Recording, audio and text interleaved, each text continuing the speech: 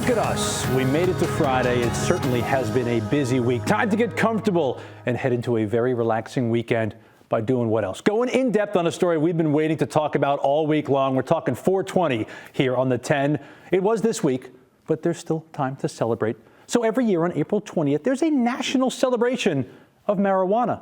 420 has been the unofficial cannabis code we've all seen slapped on T-shirts, on bags, scribbled on high school desks, even graffitied on walls. Well, this year actually marks 50 years since 420 was created. And while everyone knows what it means, most people probably don't have any idea how this got started. You've likely heard some of the myths, though, right? Like this one, that 420 got its name because it was a police radio call for marijuana, probably out in California. That's not true. Or the belief that 420 is the number of chemical compounds in cannabis.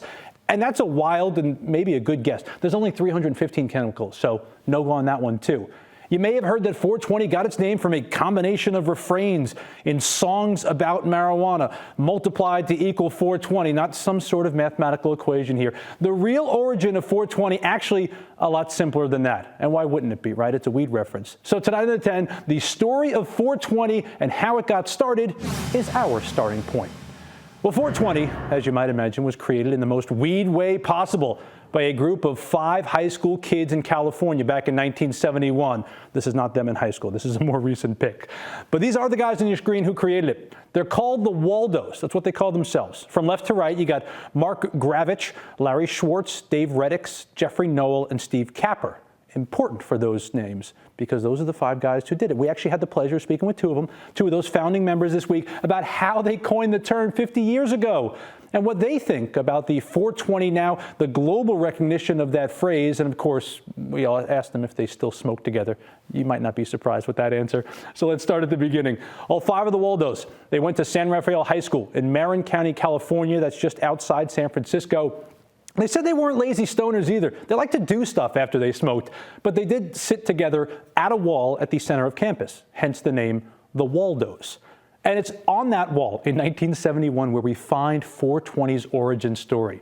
Here's Waldo and 420 co-creator Steve Capper to explain the moment a friend approached them at that wall with a question.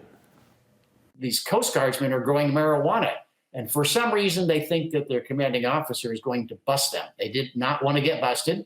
They decided to abandon their growing patch, decided that it was okay for us to pick it, and the Coast Guardsmen made a map of where the marijuana was.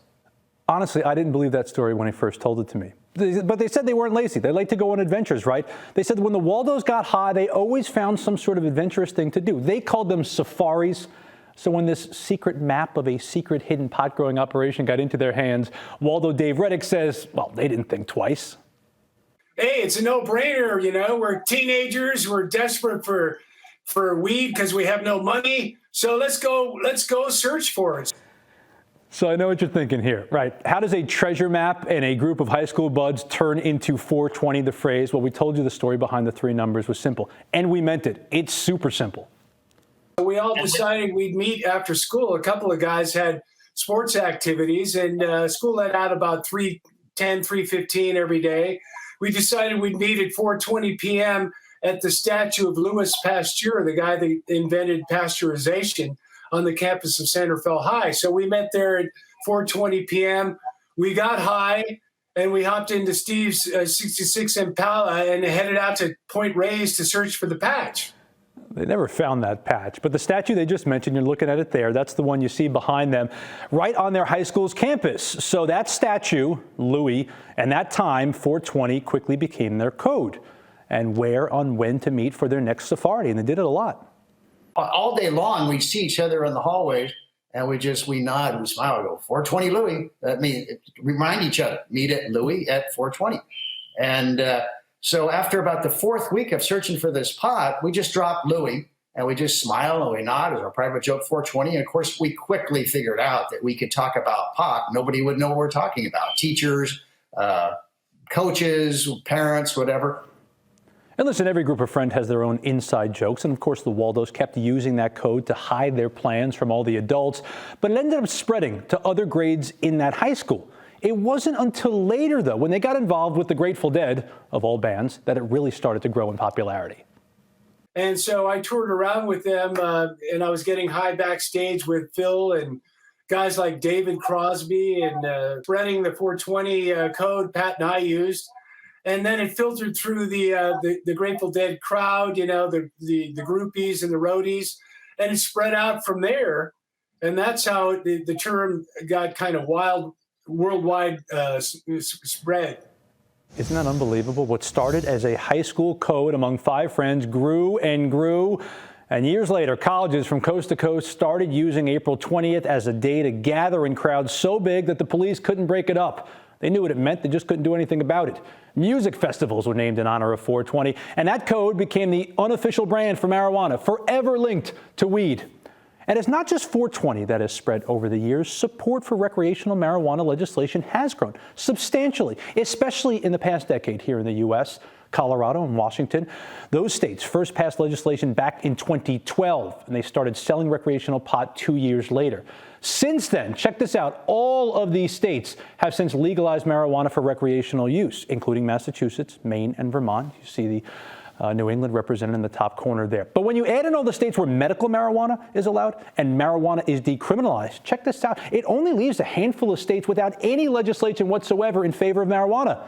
Of course, though, on the federal level, marijuana is still illegal, meaning you can't fly with it, you can't technically cross state lines with it, but that could soon change. Support for marijuana legislation on the national level is picking up steam in Washington. Earlier, just this week, Senate Majority Leader Chuck Schumer spoke on the floor calling for pot to be legalized. I believe the time has come to end the federal prohibition on marijuana in this country, and I'm working with Senators Booker and Wyden on legislation to do just that. My thinking on this issue has evolved.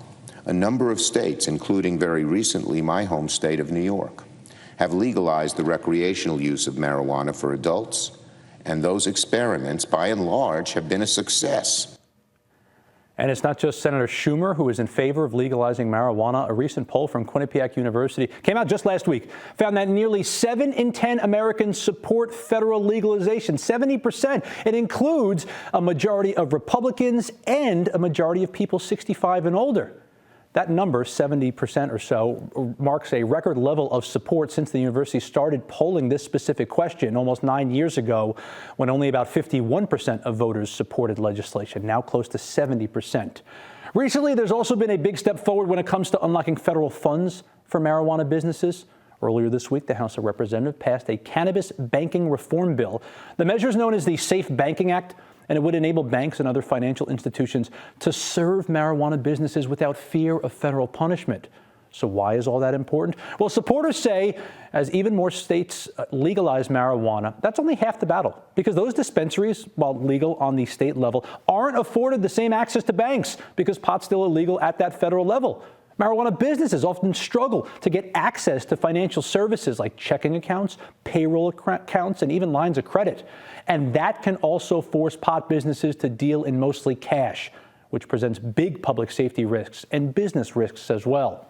Now, this isn't the first time we've seen a push like this. A similar banking reform bill passed in the House a couple of years ago, back in 2019, but it stalled in the Republican-controlled Senate. This time around, the climate in Washington is much different. Democrats do hold a majority in the Senate, and if there was ever a time to pass this, that time would be now. The cannabis industry, as you can imagine, bringing in the green all across the country, even more so on the week of 420. According to New Frontier data, in 2019, legal pot sales brought in $13 billion, even higher than I was about to say. About $1 billion of that usually spent on the week of April 20th alone. The industry also responsible for more than 340,000 jobs. We spoke with Francie Wade, the spokesperson for Cultivate, a dispensary in Framingham, who says the industry also has a big impact at the local level. It's creating jobs, it's creating economic activity, and it's certainly creating revenues for cities and towns that at a time that we're in post-pandemic, or hopefully moving post-pandemic, they can use these resources. Now, when it comes to weed, we know a lot has changed since the Waldos first sat on that wall and set off to find an abandoned pot patch in Northern California. The national conversation on weed has also transitioned to a much more relaxed one these days. So we wanted to know what the Waldos think about all this, considering when it began, 420 was meant to be a secret.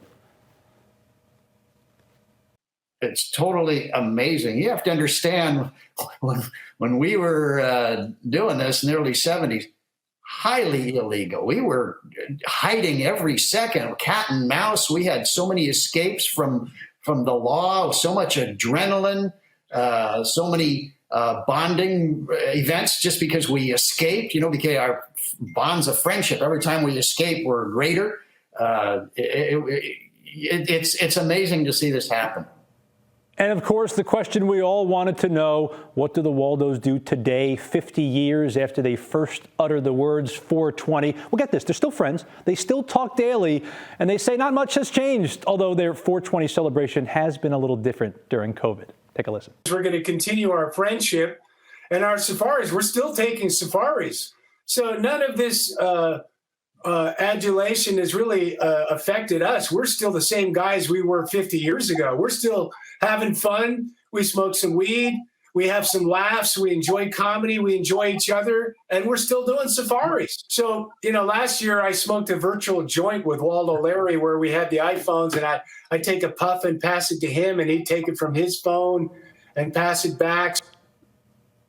Man, they are still having fun with it, still friends all these years later. Pretty remarkable story there. Happy to tell this story and speak to those two gentlemen. Of course, if you didn't know the background, now you know where it came from.